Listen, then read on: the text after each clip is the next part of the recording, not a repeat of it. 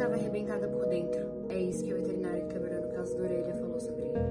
No dia 15 de janeiro de 2026, o Orelha, que era um cãozinho comunitário da Praia Brava de Florianópolis, Santa Catarina, um cãozinho idoso de 10 anos, foi atacado por um bando de adolescentes e morto, enquanto eles brincavam de quem dava porrada mais forte com pregos na cabeça dele.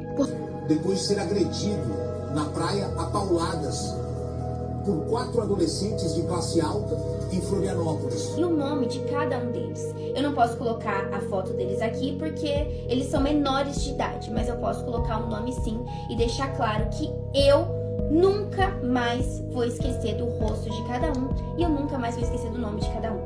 O que vocês puderem compartilhar sobre a Orelha, não precisa ser esse vídeo, mas o que vocês puderem compartilhar, compartilhem. Não deixem esse assunto morrer, vamos fazer isso chegar nas grandes mídias e vamos fazer com que a Orelha tenha justiça